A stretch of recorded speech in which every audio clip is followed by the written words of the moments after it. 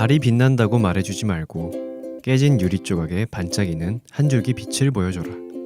안톤 체홉의 말입니다. I heard what the robot said. I'm going back to bed.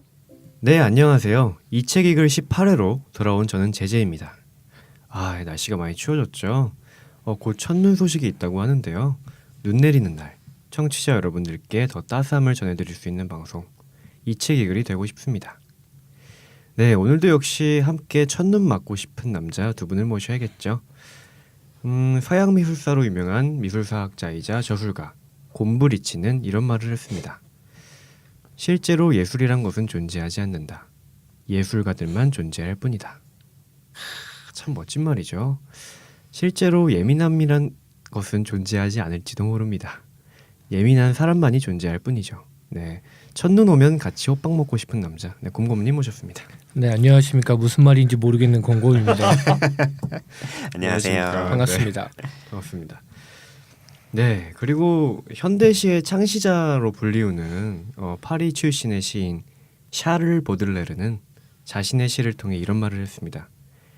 시간에 학대받는 노예가 되지 않기 위하여 끊임없이 취하여라.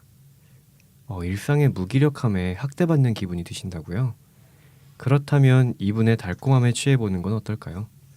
첫눈 오면 같이 델리만주 먹고 싶은 남자, 네, 샤샤님 모셨습니다. 안녕하세요. 샤샤입니다. 반갑습니다. 반갑습니다. 네, 소개가 길었네요. 무슨 말인지 잘 모르신다고. 요즘에 되게 급한가 봐. 아니 제가 사실 저 지난번 군발바닥 샤말바닥. 17회 때 네, 너무 네. 날로 먹어서 오늘 사실 좀 준비한 거거든요. 아, 그렇군요. 감사합니다. 네, 곰브리치랑 샤를 보들레르 찾으시느라 네, 곰샤, 곰샤. 네, 찾았습니다. 저는 이번에도 이거 보면서 이게 저는 곰브리치는 누군지 몰라서 실제 인물일까 이런 의심을 약간 했었어요. 제가 소개에서도 설마 네. 쟤 또 사기치나 이런 느낌이 약간. 네, 그렇습니다. 네, 오늘 저희 18회로 돌아왔습니다. 그렇습니다. 네, 또 이렇게 욕 같기도 하고 하지만 18회네요. 네, 저희가 이제 들어가기 앞서 네, 참 근데 사실 그런 게 있어요. 그러니까 이 글이든 이 책이든 네. 저도 모르게 막 어떻게 지냈는지 제가 사실 두 분이랑 얘기할 일이 별로 없잖아요. 아, 그렇죠. 그러면 제재님이 어떻게 지냈는지 좀 알려주세요. 네. 회사에서 얼굴 보기 힘들어서. 네, 대본 쓰면서 회사에서 대본 쓰시나 봐요. 아이고 큰일 나고 그러면 큰일 나고 그냥 잘 지냈습니다. 별다른 일 없었고 네, 교보문고가 좋아졌더라고요. 그 큰 책상. 네, 되게 넓은 책상이 생겼는데 네. 100명이 앉아서 책을 볼 수 있다고 그래서 잘 해놨더라고요. 그래서 어제였죠. 어제 구경하고 왔는데 책 좋아하는 사람이 가면 되게 좋아할 만한 공간이었던 것 같아요. 네. 그렇군요. 가보고 싶네요. 되게 좋아하실 것 같아요. 근데 예전에 일하셨었잖아요. 교보문고요. 네. 네, 광화문은 아니었습니다. 근데 가면은 좀 약간 애사심 같은 게 아직도 좀. 아니요. 무슨 말씀을 하시는 거죠? 네. 저의 애사심을 돋게 하는 회사는 한 군데뿐이죠. 지금 저희가.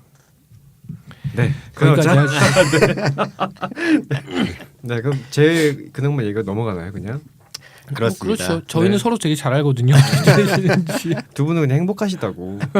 행복합니다. 네. 네. 그렇습니다. 네, 저희 같이 글 써요. 네. 저희가 사실 이번에는 좀 소재를 번복을 했죠.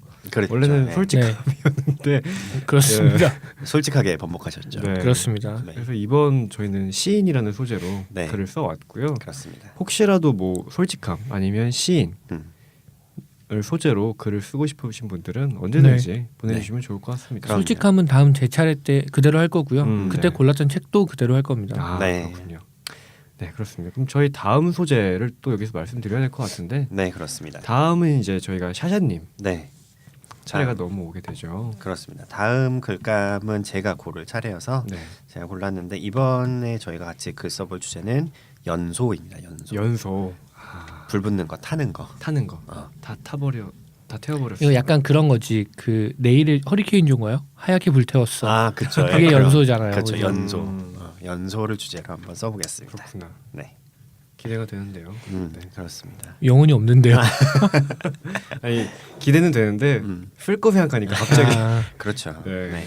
최근 생각해 주신 게 있나요? 예, 사실 책을 먼저 생각을 하고 그리고 나서 이제 연소란 주제를 잡은 궁금하다. 거예요. 안 네. 알려주실 거죠? 아직 알려드리지 네. 않겠습니다. 근데 궁금하다. 약간 비하인드가 있는데 사실 그 책을 먼저 생각을 하고 뭘 할까 막 고민을 하다가 사실 연소 말고 아 거기서 나온 거예요? 거기서 나온 거예요. 그 책에서 아, 보고 궁금하다. 무슨 책인지. 그냥 아무 생각 없이 하다가 어. 이제 다음 주제 뭘로 하실 거예요 그래가지고 네. 항상 생각하다가 다음 주에는 족쇄로 한번 해보고 싶다고 네. 그랬는데 두 분이 결혼하고 바로 족쇄라는 주제 괜찮으시겠냐고 전혀 생각 못했는데 깜짝 놀라가지고 아 그럼 그거 안 하겠다고 그렇죠. 의미 부여는 원래 남들이 하는 거라서. 그러니까 전혀 이걸 사실 방송 때 오늘 얘기를 할까 했는데 본인이 하시니까 되게 괜찮네요. 아, 내가 볼 땐 누가 할까봐 먼저 한 거야 지금. 아 역시 아 진짜 그래도 생각도 못했는데 네. 네 하여튼 그랬습니다. 그래서 연소로 바꿨고요. 네, 책은 동일한 책으로 아직 결혼하신 지 한 달 안 되셨는데 네. 족쇄라고. 큰일 날 뻔했습니다. 아 정말 상상도 못했어요 진짜. 이제 그 책을 보면 우리가 이해할 거예요. 아, 이 어. 책에 어떤 면 때문에 그렇게 느꼈겠구나. 그렇죠. 아니면 아니면 네 거기까지 하는 여기까지 걸로. 하시는 걸로. 네 그렇습니다. 네 그렇습니다. 네, 그래서 저희는 다음 글감은 연소로 네. 글 보내주시면 좋을 것 같습니다. 네. 자 이제 저희가 이번엔 2주 동안 하나의 소재로 써온 글을 공개해야 될 텐데요. 이번 소재는 바로 곰곰님께서 제안하신 시인이라는 소재입니다. 네. 우선 글을 하나씩 낭독하고 감상을 나누고 천천히 얘기를 해보도록 하죠. 네. 그러시죠. 네, 우선 누구 글부터 하면 좋을지 잠시만요. 제가 쭉 생각해봤어요. 네. 저는 주로 샤워를 하면서 많이 생각을 하는 편인데 네. 샤워를 하다가 문득 든 생각이 생각나신 분부터 하죠. 아니 제 얘기 좀 끝까지 들어보세요. 누구 뭐 마실 때 얘기하는 거 아니라 그랬는데 아 뿜을 뻔. 그러니까 방송사고가 날 뻔했는데 그런 것 같아요. 항상 제 글을 처음으로 하잖아요. 네. 네. 처음에 아무래도 얘기를 많이 하게 돼요. 우리가 처음 말문을 트이게 되는 시기니까. 그래서 맨 마지막 글은 진짜 5분 10분밖에 얘기를 못해서 아 이거는 좀 불공평하다라는 생각이 들었어요. 그래서 너무 좋다. 아니요. 오늘도 내 글을 먼저 아니요. 하자. 그래서 저는 좀 다른 분 글부터 했으면 좋겠어요. 네. 진짜 그러면 다른 분? 그럼 우리 이번엔 진짜로 가위바위보 한번 할까요? 그러죠. 진짜로 가위바위보해서 진 사람부터. 진 사람의 글부터. 진 사람의 글을 누구한테 읽어달라고 이렇게. 네. 그러시죠. 아니 그 두 분 가깝게 앉으셨다고 벌써 짜오신 건 아니죠? 아니에요, 전혀 아니에요. 그렇지 않아요. 전혀 진짜로? 그렇지 않아요. 그럼 짜왔으면 제가 네. 뭐라고 하지? 자, 가위바위보. 가위바위보. 아 대박. 이게 뭐? 아 우리 대박. 처음에는 주먹 내고 그 다음에 가위 내자 이렇게 짜신 거 아 아니에요? 진짜 아니에요. 전혀 아니에요. 아 진짜 아니에요. 처음에 주먹는 때 제재가 보내면 어떡하려고. 그러니까. 전혀 아니 짜지 진짜 아니에요. 지금 갑자기 저 생각해서 말한 건데. 그러니까. 대박 소름 끼친다. 청취자 여러분 지금 믿어지십니까? 제가 졌습니다. 근데 진짜 대박. 진짜 대박. 이거 와. 좀 충격인데요. 네. 이거 운명이라고 하죠 이런 거. 그렇죠. 보통. 운명이라고 하는 거죠. 어쩔 수 없지. 그러면 우리 제재님 불편해하시니까 제재님 글은 정말 짧게 하고 넘어가는 걸로 그러시죠. 하겠습니다. 좋네요. 다음 글은 그 정도 하는 걸로. 네. 그럼 제 글을 네. 제 글은 그 우리 언니가 샤샤 언니가 읽어주시면 좋을 것 같습니다. 네, 그렇습니다. 제재의 글을 제가 읽어드리겠습니다. 제재의 글의 제목은 소멸하는 연인과 시간이라는 글입니다.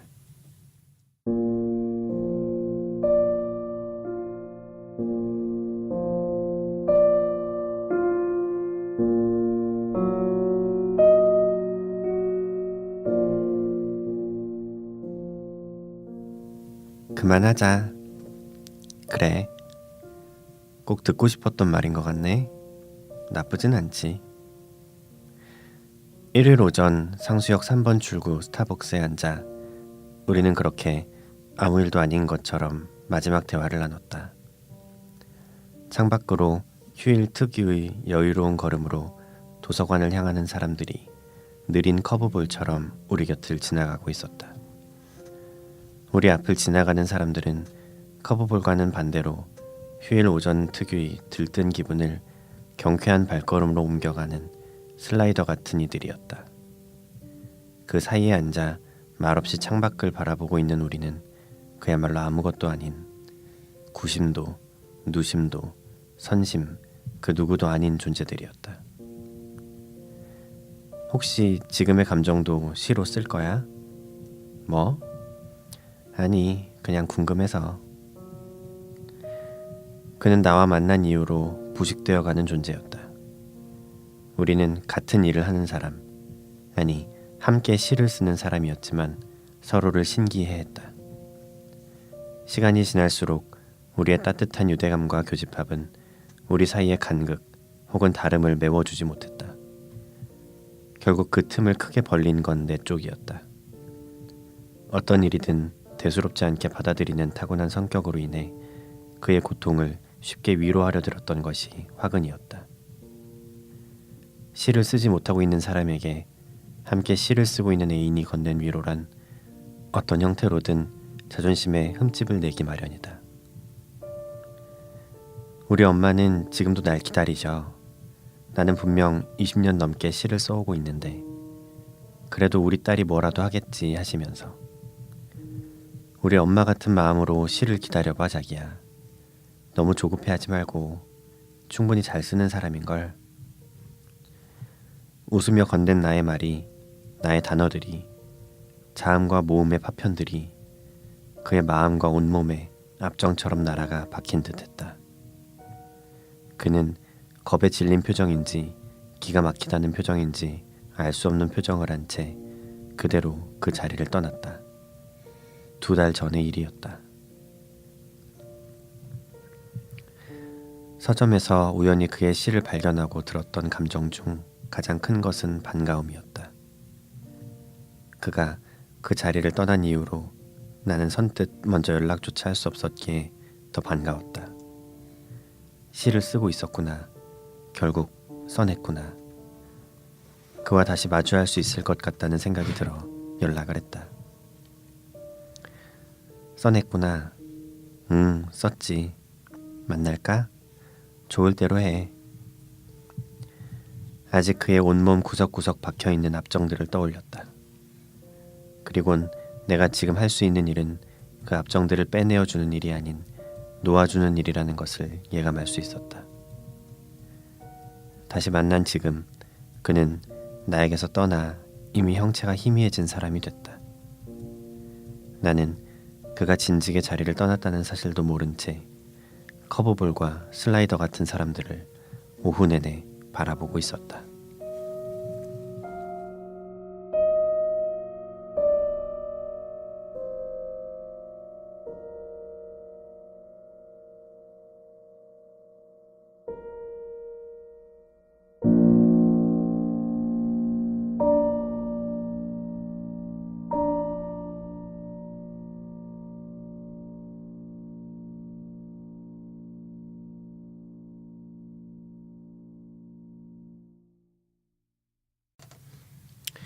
네, 여기까지 제재님의 소멸하는 연인과 시간이라는 글이었습니다.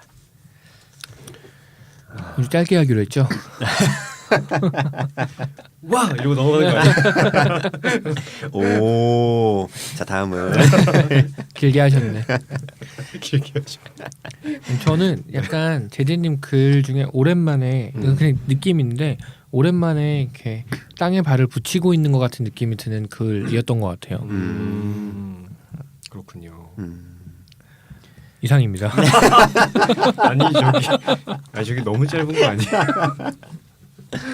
아, 저는 그 궁금한 거 몇 가지 있었는데 네. 다 얘기하세요. 다 해도 돼요? 네, 다. 하나만 뒤에 할 거야. 뒤에 샤샤님 글 길단 말이야. 상수역 3번 출구에 진짜 스타벅스가 있어요? 네 있습니다. 거기 근처에 도서관도 있어요? 네 그 뭐지 좀만 올라가면 홍대 후문이에요. 그래서 아. 네. 아 그럼 혹시 네. X 아니요. 아니 무슨 얘기 하시는 거? 우리 방송 시작 전에 분명히 우리 서로 지켜주자고. 아 맞다. 죄송합니다. 저 알고 이런 말 하는 것도 웃기네. 저는 거기를 가본 적이 없어요. 네. 깜짝이야. 네. 네네네. 우리는 항상 허구를 쓰죠. 그럼요. 현실은 쓰지 않습니다. 그렇습니다. 그렇죠. 네. 그냥 저기 생겼네 가보고 싶다라는 생각을 했던 적이 있어서 그렇군요. 네네. 구심이 스트라이크 볼 이거 하는 사람이 그렇죠. 구심이야. 네. 주심 아니에요? 주심은 주로 그러니까 메인 심판이라서 주심이라고 부르긴 하는데 아 야구에서는 구심이라고 보통 하죠. 네. 그렇군요. 네네.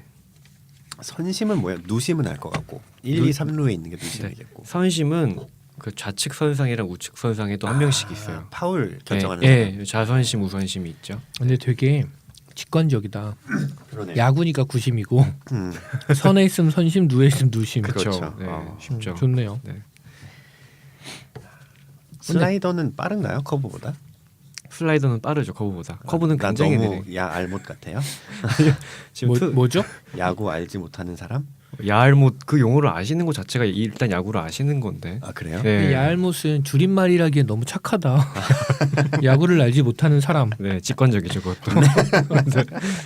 네. 전 이쪽 그 문장 보면서 그게 좀 궁금했어요. 옆을 지나가는 사람이랑 앞을 지나가는 사람이 그렇게 다를까? 이런 느낌? 사실 이거는 좀 제 어떻게 보면 더 구체적으로 묘사하지 못해서 전달이 안 됐을 수도 있는데 그런 거죠. 상수역 3번 출구에서 우리 곁을 그러니까 이쪽 옆을 지나가는 사람들은 홍대 후문 쪽으로 가는 사람들이라서 도서관으로 공부하는 사람들이고 그리고 이쪽 앞을 가로질러서 상수 이제 메인 스트리트죠 한마디로 그쪽으로 가는 사람들은 이제 놀러 가는 좀 사람들. 놀러 가는 사람들. 아 그렇구나. 네. 어느 쪽으로 가셨나요? 안 갔다. 아, 좀 있으면 화내겠다. 알겠습니다. 아, 좋은 말씀 감사합니다. 제재님 안 가셨다고 합니다. 그렇죠. 기자회견인 줄. 네. 아 근데 진짜 네. 시 쓰는 사람 그러니까 모르겠다. 그러니까 같은 뭔가 직업군에 있는 둘이 교제를 한다는 건 공감대도 많지만 되게 어려울 것 같기도 해요. 네, 진짜로. 저도. 그리고 특히 뭐 시나 이런 것들은 수치로 재어질 수 없는 거잖아요. 예술 쪽. 같이 예술하면 너무 힘들 것 같아요. 그러니까요. 그것도 같은 장르의 예술을 하면 그렇죠.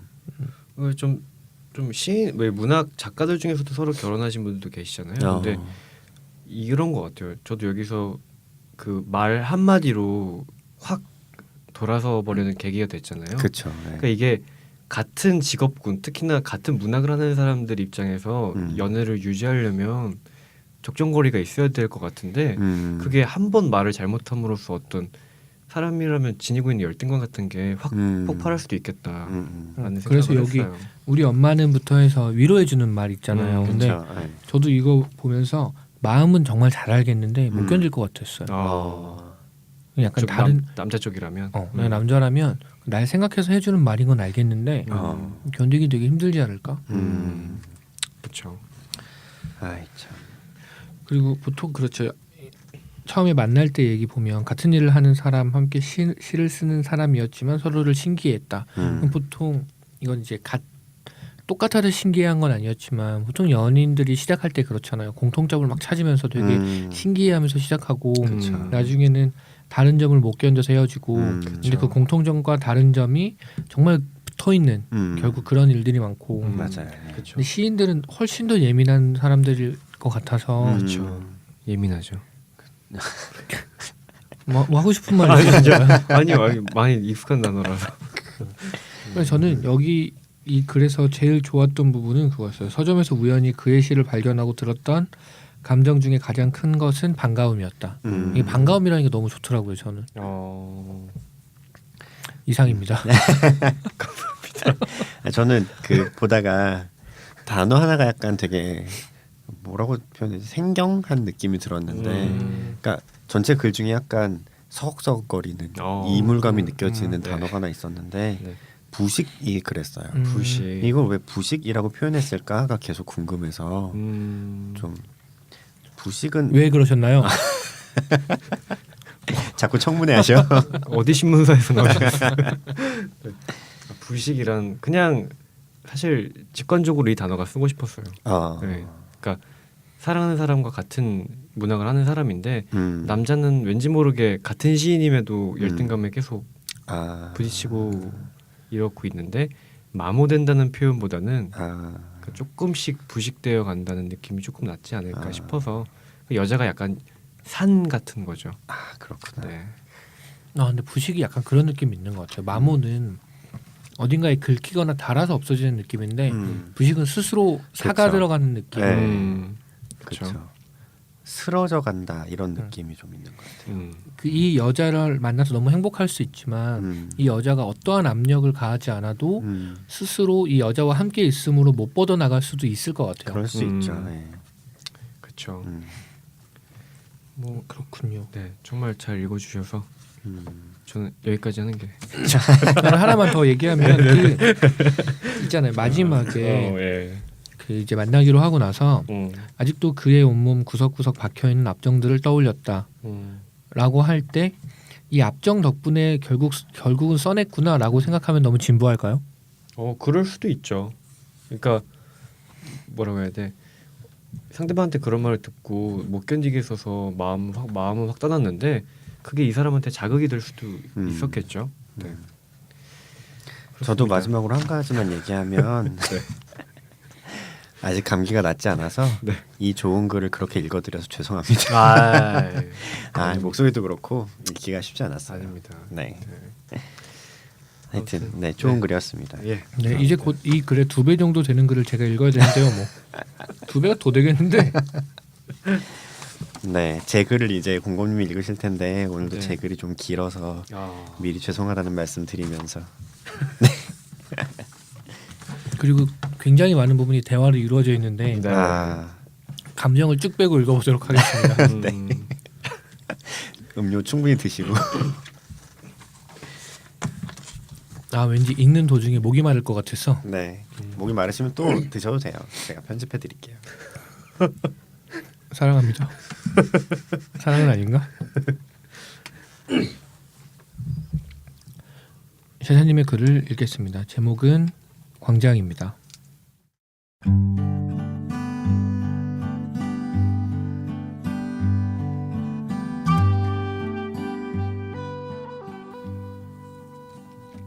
신부님, 김 신부님을 찾는 것은 쉬운 일이었다. 사제복이 눈에 띄기도 했지만 설사 사제복을 입지 않았더라도 찾을 수 있을 만큼 듣던 대로 거구였기 때문이다.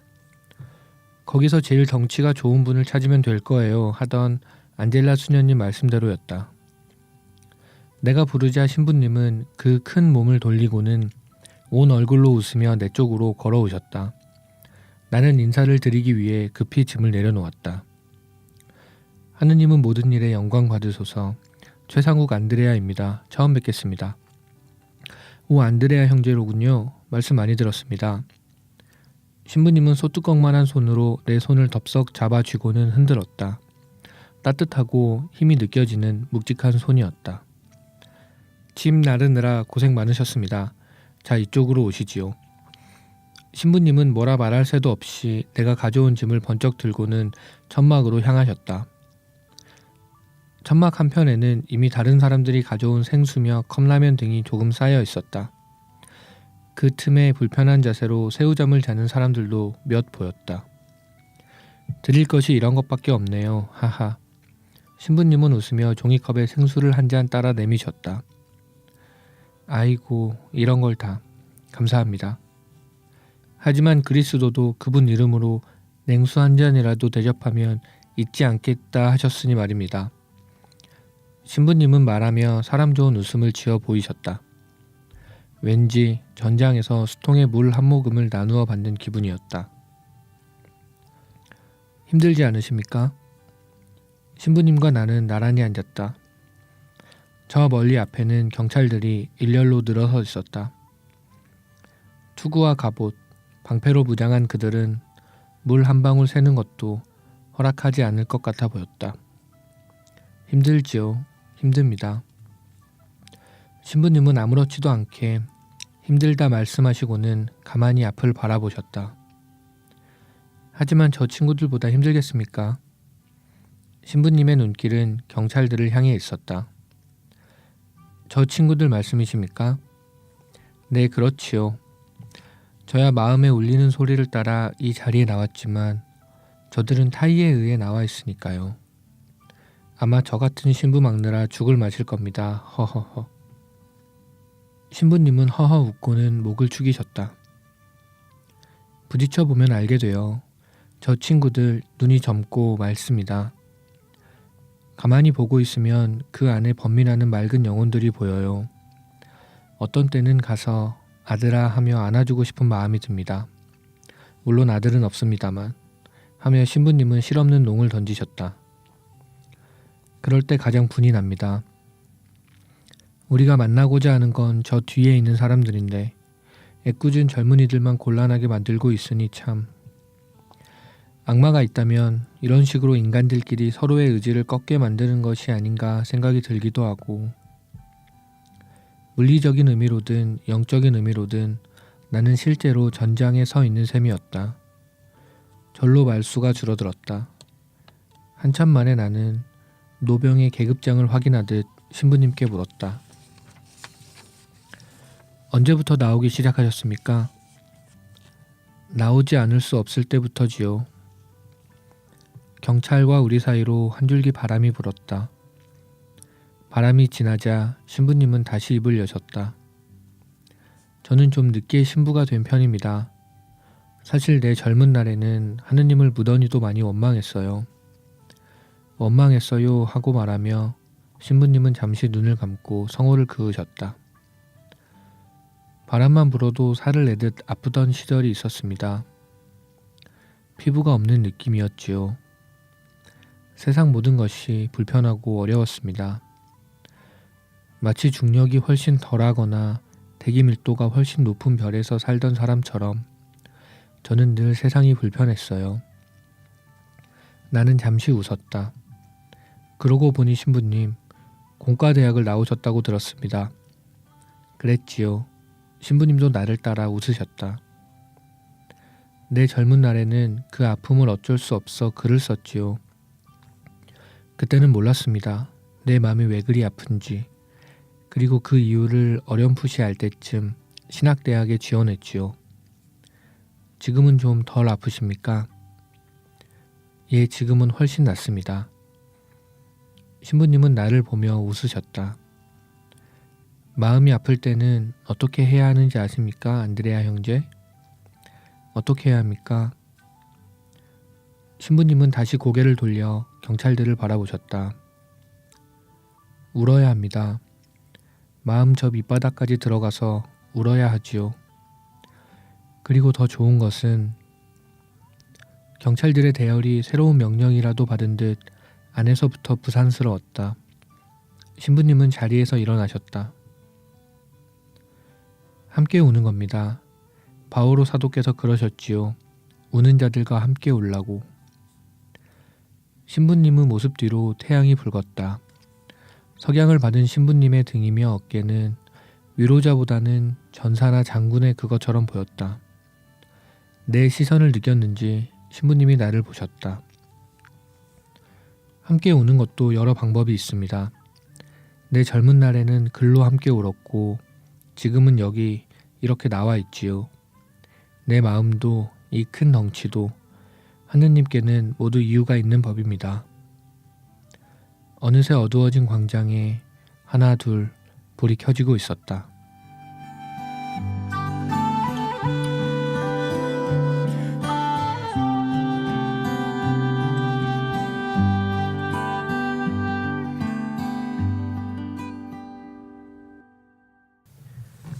네, 여기까지 샤샤님의 광장이라는 글이었습니다. 네. 아이고 읽느라 정말 수고하셨습니다. 죄송합니다. 제가 좀 더 잘 읽었으면 좋았을 텐데. 아니에요. 전 중간에 갑자기 글과는 별개로 갑자기 좀 그 터질 뻔한 부분이 있어가지고 뭔가요? 그 힘들지 않으십니까? 이거를 하시는데 본인한테 수습하신 것 같아서 순간 네. 그런데 제가 안드레아예요.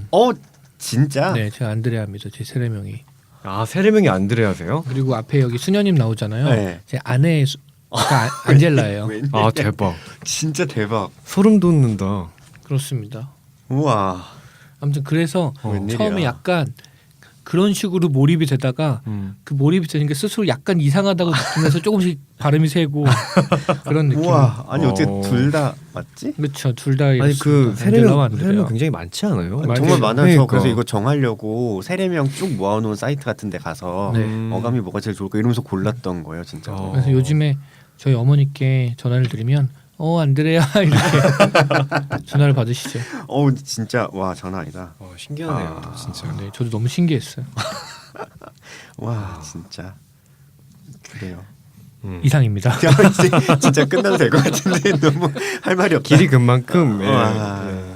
그렇다. 제리님 어떠셨나요? 저는 그 지난번 새벽 5시 공원에 쓰셨던 글에 이어서 약간 종교적인 색채가 좀 묻어나는 글이었던 것 같아요. 신연작. 아 그런 신연작 같은 거예요. 신 시리즈 두 번째 작품인데 좀 약간 그런 거였죠. 그래서 숭고함 같은 게 느껴졌달까? 제가 이걸 사실 어떤 의미로 시인인데 네. 시인에서 어느 점을 착안하셔서 쓰셨을까 음. 고민을 많이 했어요. 왜냐면 저는 사실 종교에 대해서 좀 무지하기 때문에 궁금했었거든요. 근데 좀 찾아봤는데 고대에서 시가 탄생했을 때 뭐 미술도 마찬가지지만 저 지금 고려대 말하는 줄 알았어요. 너무 아니요 그런 느낌이 시가 고대에서 발명됐나? 연대 쪽이라고 아무튼 그 고대 고대. 예, 그 높으신 분 고대에서 높으신 분 뭐죠? 이거 되게 슬쩍슬쩍 넘어간다 지금. 네. 그 고대에서 시가 처음 나왔을 때 고대 미술과 마찬가지로 동굴벽화에서 시작했다고 기원이 있잖아요. 고대에서의 시도 약간 종교적인 의미로서의 시로 출발을 했다고 해요. 뭐 당연한 거겠지만. 그래서 혹시 이 김신부님이 행동하는 것 자체가 그냥 시인가라는 그 생각을 해봤어요. 어떤 거에 대한 염원 그런 게 아닐까. 예, 뭐 그런 거죠. 그렇습니다. 그래서 사실 좀 궁금했거든요. 네. 그냥 제가 생각한 거는 그보다 좀 더 단순한 것 같은데 김신부님이 옛날에 시를 쓰셨어요. 아 그쵸 글 네. 쓰셨다고. 그러니까 어쨌든 시인인 거지. 그 제가 듣기로 시인은 만들어지거나 연습해서 되는 게 아니라 그러니까 태어난다고 들었거든요. 그래서 이분은 이제 시인으로 태어나신 분이신 거죠. 근데 그때는 그래서 어쩔 수 없이 글을 썼다면 지금은 또 어쩔 수 없이 사람들이랑 함께 나와 있는 거니까 그런 면에서는 시의 연장선인 거죠. 어쩔 수 없는 마음의 시의 표현이라는- 연장선에서. 네, 점에서. 저도 그 부분이 제일 인상적이었는데 제가 제일 인상적이었던 문장은 거기였어요. 언제부터 나오기 시작하셨습니까? 라고 물어봤을 때 나오지 않을 수 없을 때부터지요. 인 것 같아요. 이게 정말 그 마음의 끌림으로 나온 그런 느낌이고 네. 젊은 날에 글을 썼다던 신부님이 이제 그런 거죠. 아까 두 분 말씀하신 것처럼 글로 써서 보여줄 수도 있고 걸어가는 길로 보여줄 수도 있고 그렇죠. 여러 가지 방식으로 보여줄 수 있는 것이 아닌가. 그리고 제가 아는 분들 중에 이런 분들이 계세요. 몇 분. 그분들은 성공의 신부님들인데 제가 어렸을 때 봉사활동하던 단체인데 그때 계시던 제가 처음에 갔을 때 전도사님이었어요. 근데 부제님 되셨다가 신부님이 되시고 지금 춘천 쪽에 가 계신데 그쪽에서 뭐 어려운 분들이나 아니면 이런 큰 이슈가 있거나 그럴 때 제일 앞에 서서 계속 이런 일들을 하고 계세요. 페이스북에서 소식을 접하고 있거든요. SNS에 감사한 면이라고. 아무튼. SNS의 순기능이죠. 네. 좋네요. 아무튼 그분들을 보면 그런 게 있어요. 이렇게 어떤 길을 가고 있는 살고 있는 사람들의 모습만 봐도 어떤 감명을 받을 때가 있잖아요. 있죠. 예. 그런 느낌인 것 같아요. 네. 사실 그건 글보다 조금 더 저는 선명하다고 생각해요. 왜냐하면 글을 쓰고 나서 사람은 변하거든요. 맞아요. 근데 행동하고 삶으로 보여준다는 건 그게 계속 현재 진행형이라는 거라서 김지혜 같은 사람도 변하잖아요. 너무 딴 얘기했나? 그런 사람도 변하고 아무튼 그런데 좋았습니다. 그래서 행동으로 보여주는 그런 느낌.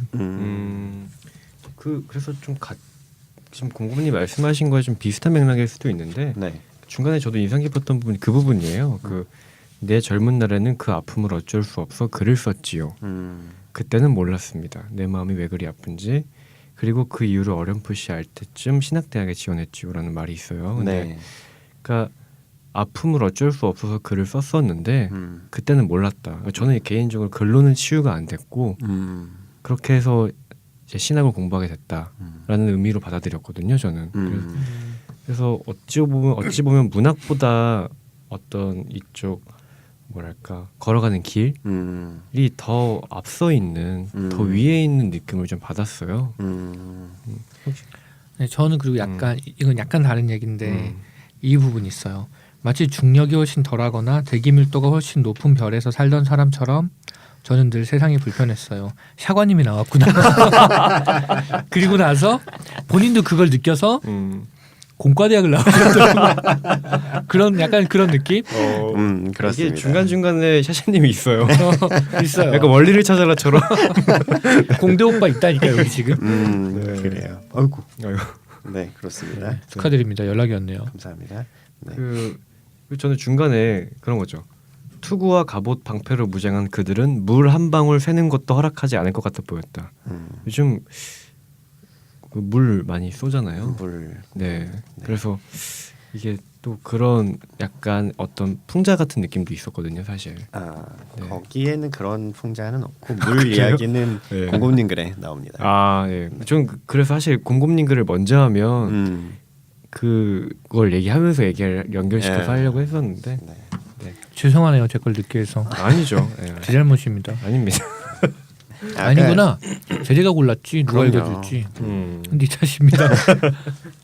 아까 제자가 얘기했던 것만 하나 네. 얘기하고 네. 넘어가고 싶은데 네. 그 젊은 날에는 아픔을 어쩔 수 없어 글을 썼다가 그거 알게 될 때쯤 신학대학에 진학했다 뭐 이 얘기에서 문학과 그 신학에 대해서 우열 관계가 있다고 쓴 건 전혀 아니었어요. 아, 네.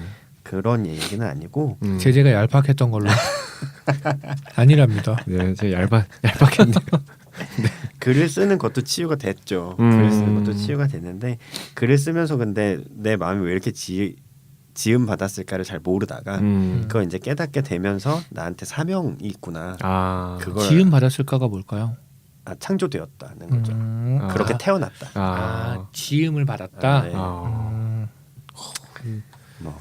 고급 언어 교수하시는 샤샤님은 뭐라고 해야 되죠? 아니요, 이거는 종교적인 언어라 잘 못 그래요? 알아들으셨을 거예요. 아마. 네, 그렇습니다. 사실 약간, 저는 카톨릭은 아니고 크리스찬인데 네. 그래서 저 글 쓰다가 최초로 막혔던 게 그 안드레가 처음 인사할 때 어떻게 인사를 해야 될지 몰라가지고 이거 한참 막혔었어 진짜. 한 시간 고민했어 이거.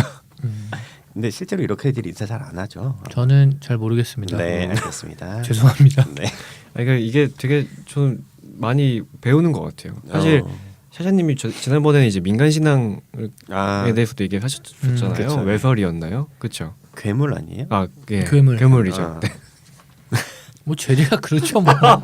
아, 제가 지난 방송을 쭉 모니터했었거든요. 그래서 네. 순간 헷갈렸네요. 네. 아무튼 그래서요? 그래서 그러니까 방금 말씀하셨지만 크리스찬이라고 하셔서 다른 종교에 대해서 말을 더 이상 하면 되게 위험할 것 같은데 얄팍했던 걸로. 그렇다면 넘어가시죠. 네, 알겠습니다. 네. 고생하셨습니다. 네, 읽느라 수고하셨습니다. 수고하셨습니다. 어느 광장이었나요? 청계천 광장이었나요? 수고하셨습니다. 네, 수고하셨습니다. 네.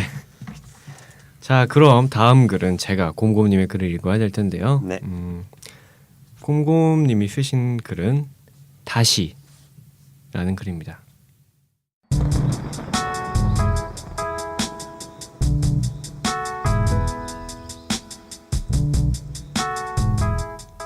발걸음이 자꾸 꼬인다. 왼발 다음에 오른발을 내딛는 게 이렇게 새삼스럽다. 이민규 35세 모태솔로 고백하러 가는 길. 계절이 바뀌고 낙엽이 떨어졌다. 매달려 있는 모든 것은 언젠가 떨어진다. 김지연 27세 헤어진 다음 날. 출근을 했다. 일을 한다. 퇴근을 하고 싶다. 최승현 32세 밤 11시. 오랜만에 고향에 간다. 집 앞에 나무마저 그립다. 그 나무 앞에 도착하는 순간 다시 떠나고 싶어질 것을 알고 있지만 김미진 36세 미혼. 굽혔던 허리를 편다. 그분을 태운 택시가 멀어진다. 입안 가득 머금었던 자존심을 바닥에 뱉어낸다. 문대식 42세 가장.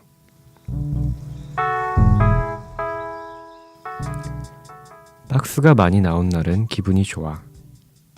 그래도 유모차는 무겁지만. 김말분 76세 딸 둘 아들 셋. 크게 숨을 내쉰다. 작게 숨이 내쉬어진다. 종일 굳어있던 얼굴을 펴고 웃는 얼굴을 만들어 본다. 46세 김윤한 아빠. 같은 반 친구에게 고백을 받았다. 나도 그 친구가 좋다. 혼란스럽다. 유지민 18세 여고생. 아침을 차린다. 점심을 때운다. 저녁을 차린다. 이선진 39세 지수 엄마.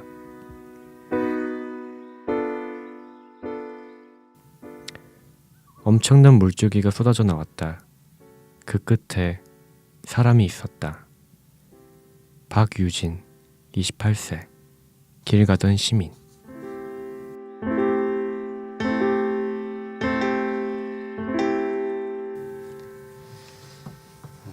네. 곰곰님이 쓰신 다시라는 글이었습니다. 감사합니다. 아 정말 전 이런 새로운 형식의 글이 등장하면 너무 유쾌해요. 네, 너무 일단 그 A4 용지를 가로로 쓰셨어요. 그렇죠. 처음이죠. 네 이런 처음이죠. 형식이. 보통 네. 저희가 다 세로로 써오는데 네네네. 반 이렇게 단을 나누셔가지고 2단으로. 그렇죠. 네. 이 옆으로 길지 않아서 양쪽으로 하는 게 나을 것 같아서. 네, 너무 좋네요. 저는 진짜로 약간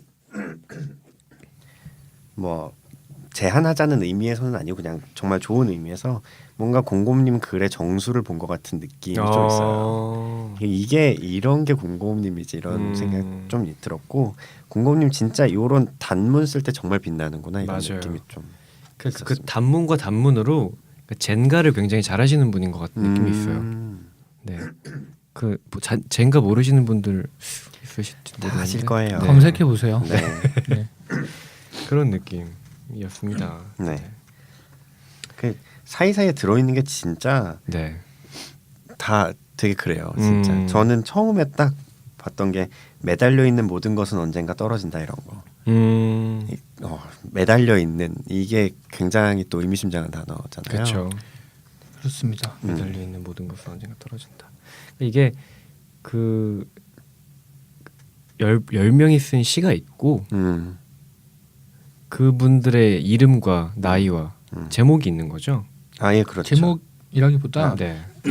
저는 상황이라고 생각했어요. 상황. 그 사람이 지금 어떤 상황에 있다. 그리고 저는 어떤 느낌이었냐면 네. 이 10명에서 시를 썼다가 아니라 10명에게 그냥 이런 일이 있다. 맞아요. 저도 시가 아니라 네. 그렇게 생각했어요. 그냥 자기 마음을 이렇게 얘기한 건데 그게 다 시다. 이런 뜻이라고 생각했어요. 그런 거구나. 네, 그래서 제목이 다 시인 거죠. 그렇죠. 그러니까 다 시라는 걸 알았는데 10명이 저는 쓴 시라고 생각을 했어요. 그러니까 그렇군요. 약간 하상욱 시인의 시 형식을 빌려서 10명이 시를 썼다고 생각을 했는데 그건 아니었군요. 그렇죠. 저도 그 글로 쓴 시가 아니라 사람들이 겪는 것들이 어느 순간에는 다 시고 어떤 순간에는 시가 그러니까 그런 것 같아요. 제가 뭐 여러 가지 상황이 있지만 쓴 글에 어떤 순간에는 시가 필요하고 어떤 순간에는 시를 쓰고 있고 어떤 순간에는 시도 버리고 싶고 이런 여러 가지 순간들이 있지 않을까 그런 생각이었습니다. 그렇군요. 저 하나 궁금했던 게 사실 공곰님이 초기에 말씀하셨지만 그 사람 이름 짓는 게 굉장히 어렵다라는 말씀하셨는데 무려 10명의 이름을 지으셨어요. 이야. 그래서 저는 이걸 어떻게 지으셨을까 너무 궁금했던 거예요. 근데 이 중에 한 명은 음. 실명이고 오. 실제 인물이 한 명 있어요. 지인이신 거예요? 네, 제 지인 아. 중에 한 명을 생각하면서 쓴 게 한 명 있어요. 한번 아. 찾아보시겠어요? 저는 근데 딱 느낌이 왔었어요. 누구? 김윤환 씨. 김윤환 씨. 아니구나. 저는 첫 번째 이민규 씨. 그렇습니다. 이민규 씨. 정답. 민규는 아마 안 듣고 있겠지만 여기 보면 이민규 35세 모태솔로 고백하러 가는 길. 35살인데 올해 첫 연애를 시작했어요. 축하드립니다. 축하드립니다. 네. 축하드립니다. 친구분이신 거죠? 네, 친구인 거죠. 근데 이것도 이렇게 포착하고 이렇게 적어내는 능력이 진짜 그렇죠. 왼발 다음에 오른발을 내딛는 게 이렇게 새삼스럽다라는 이 표현 진짜. 그러니까 그냥 뭐 나는 가는데 지금 설레고 있다가 아니라 그냥 그렇지. 설레잖아요. 그냥 어, 편안하게 들었는데 참 잘 쓴 것 같아요. 이 중에 우리 셋을 위한 것도 하나 있어요. 우리 셋을 위한 거? 그래서 우리 셋을 위한 상황. 물론 이대로가 똑같다는 건 아닌데 그런 느낌적인 느낌이 있지. 세 번째인가요? 그렇습니다. 아, 다시 한번 제가 읽어드리면 네. 출근을 했다. 일을 한다. 퇴근을 하고 싶다. 근데 이름도 우리 셋의 이름 한 글자씩이고 그러네. 나이도 나이도 우리 셋 나이를 더해서 3으로 나누면 이 나이가 나와요. 대박. 그러니까 이런 거는 진짜 치밀하게 그러니까 그러니까 여기는 혹시- 곰탐이 나왔네요. 곰탐. 그러니까. 그러니까 이게 이름도 이름인데 이 각각의 상황이나 캐릭터들을 어떻게 다 넣으셨을까가 궁금했었어요. 사실. 사실 이것만으로 그냥 생각이 났어요. 그냥 생각이 난 것 치고는 굉장히 관찰력이 있고 그쵸, 맞아요. 그 안에 통찰력도 있고 그래요. 언제나 이런 좋은 얘기를 셰다님이 해주셔가지고 아니 진짜 멈출 그냥, 수가 없다 그를. 멈출 수가 그냥 중독됐구나. 그냥 남녀노소 대각기 다른 10개 상황을 생각해봐 이러면 생각 잘 안 나거든요. 그렇죠, 맞아요. 이거 굉장히 어려운 일이에요. 굉장한 상상력이에요, 네. 사실. 저는 중간에 쭉 읽다가 그 김말분 음. 씨의 상황 76세 네. 그냥 세 줄인데 순간 확 먹먹해지는 느낌이었어요. 그 상황과 뭐랄까 약간 뭐라고 해야 되나요? 약간 병렬이라고 할까? 좀 뭐라고 해야 되지? 뭐라고 좀 해주세요. 그러니까 박스가 많이 나온 날은 기분이 좋다. 유모차는 무겁지만 근데 상황에 딸둘 아들 셋인 거잖아요. 그러니까 딸둘 아들 셋이 있는데 이런 상황 속에 계신다는 얘기잖아요. 그게 좀 남일 같지 않고 엄마한테 잘해야겠다라는 딸들 생각이- 아들 셋이 있으신가 봐요. 아니요 그거 아니고 네 생각이 그렇습니다. 났죠. 네. 그러면 음. 10개나 되니까 네. 하나씩만 골라주시면 안 돼요? 제일 마음에 괜찮은 드는 거. 매, 아니, 마음에 그냥 드는 본인이 거? 마음에 드는 거. 10명이나 있으니까.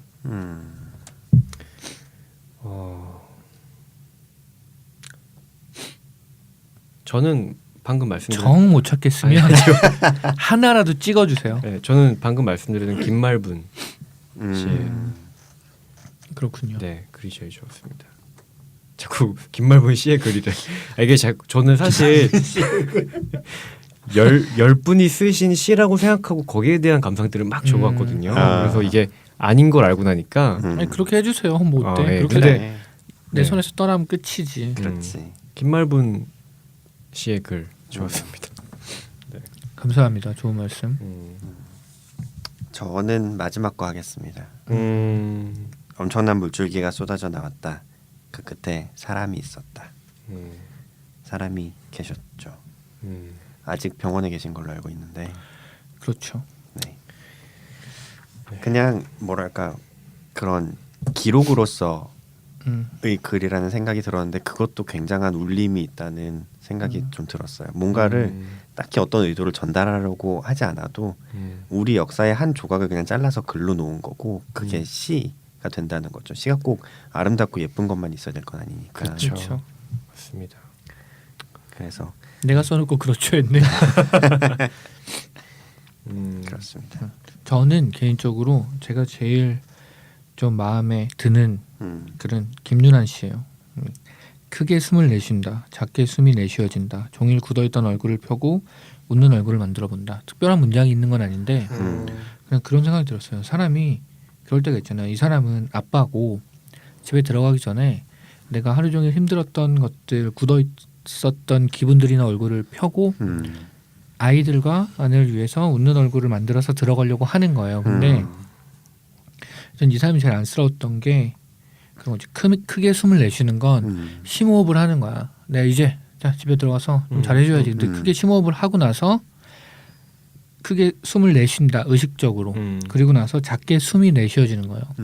크게 심호흡을 하고 나서 나도 모르게 작게 한숨이 나오는 거야. 아. 이게 진짜 이 사람의 것인 것 같은 느낌? 그렇죠. 근데 앞에 크게 내쉬어서 없앤 것과 뒤에 굳어있던 얼굴을 펴고 웃는 얼굴을 만드는 게 너무 소중하고 중요한 일인데 네. 진짜 자기는 조금 아닌 거야.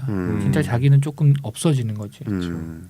그런 느낌이 약간 있어서 이게 사실 앞에 그 가장이라는 가장이라는 네? 가장이라는 상황과 네네. 마찬가지로 사실 그쵸 가족들 앞에서 아빠로서의 어떤 모습을 보인다는 건 쉽지는 않을 거예요.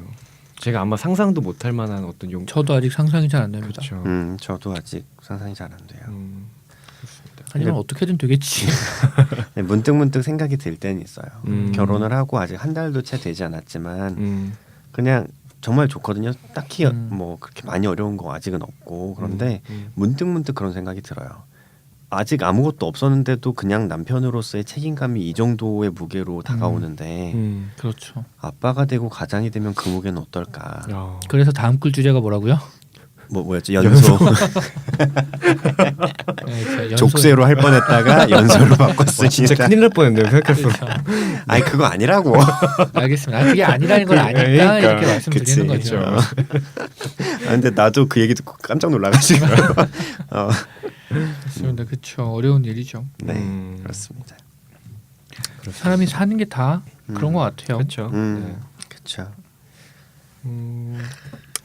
저는 사실 그래서 하상욱 씨 얘기를 좀 하려고 했었는데 하세요. 네, 그런 시들이 팔리고 음. 그 얼마 전에 비밀독서단이라는 케이블 코너에서 시집이 소개되어가지고 시집이 베스트셀러가 됐다고 해요. 제목을 좀 알려주세요. 그 박준 시인의 당신의 이름을 지어다가 며칠을 먹었다라는 시인가 뭐 그렇습니다. 그런 시도 있는데 그러니까 그런 시집들이 잘 팔리는 현상에 대해서 김소연 시인이 그런 말씀하셨더라고요. 그러니까 그만큼 지금 우리가 살고 있는 사회가 힘들다는 반증은 아닐까라는 얘기를 하시더라고요. 근데 그게 어떤 맥락이냐면 그러니까 억압받는 시대일수록 위대한 시가 나왔듯이 우리가 그만큼 팍팍하니까 사람들이 시를 찾는 게 아닐까라는 얘기를 하시더라고요. 그렇죠. 그렇습니다. 시가 물론 평화로움과 사랑스러움을 노래한 시들도 많지만 저항의 상징이기도 한 것 같아요. 그렇죠, 시는. 맞아요. 네. 그래서 뭐 굳이 어떤 메시지를 강하게 담거나 은유로서의 시가 아니더라도 이 마지막에 아까 박유진 씨의 상황처럼 네. 그런 것도 그러니까 그런 거지. 시는 약간 토해내는 느낌이 있어요. 마음에서 토해내는 느낌이 있는데 실은 이 10번째 같은 것도 이야기하기가 쉽지 않은 어떤 그런 시대일 수도 있어요. 되게 안타깝게도. 그래서 네. 그냥 이야기라도 해보는 거지. 그렇죠. 사실은 그 물줄기가 사람을 향해 있었고 거기 사람이 있었다고. 에이. 이럴 의도로 쓴 건 아닌데. 그렇군요. 이럴 의도로 우리가 이러자고 이렇게 한 건 아닌데. 네, 네. 뭐 우리가 뭐 항상 그렇죠. 그렇죠. 네. 네. 아무튼 감사합니다. 네, 아 정말 오늘도 네, 좋은 걸 감사합니다. 우리 셋은 그래서 네. 우리 셋은 시인이 될 수 있을까요? 갑자기 그런 생각이 드네. 시인은 태어나는 거예요. 아 만들어지는 건 아니군요. 제 생각엔 그렇습니다. 제 생각에는 될 수 있다고 생각해요. 훌륭한 시인이 될 수 있을 거냐?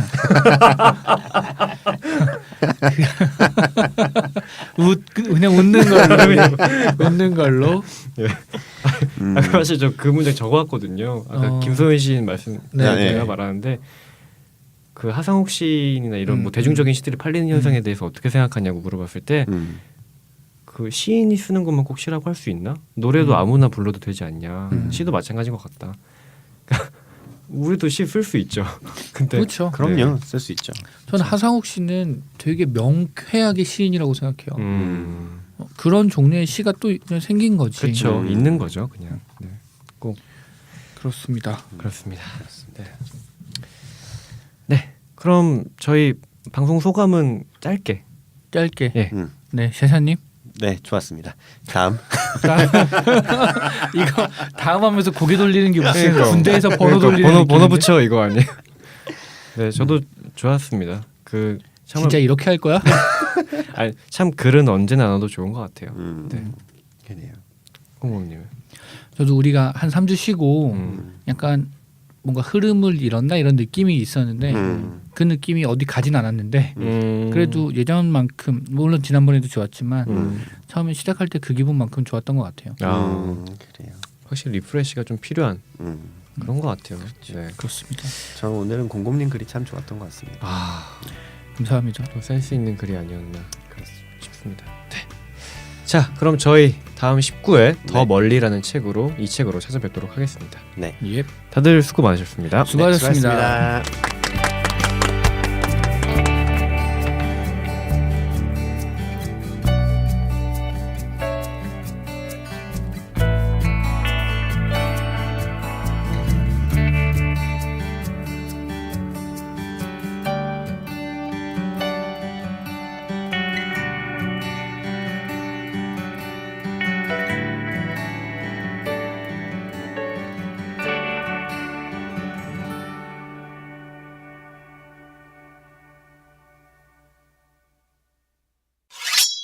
Behind Story. 네, 안녕하세요. 이 책 읽을 18회로 돌아온 저는 제재입니다. 날씨가 많이 추워졌습니다. 네, 곧 첫눈 소식이 온다고 하는데요. 죄송합니다. 첫눈 소식이 와요. 네, 그렇지. 다시 하겠습니다. 나 뭐가 문제인지 몰랐어 지금. 저도 지금 그냥 넘어갈까 하다가 네, 다시 하겠습니다. 따뜻하고 힘이 느껴지는 묵직한 손이었다. 집 나르느라 고생이 많았. 고생이 많아.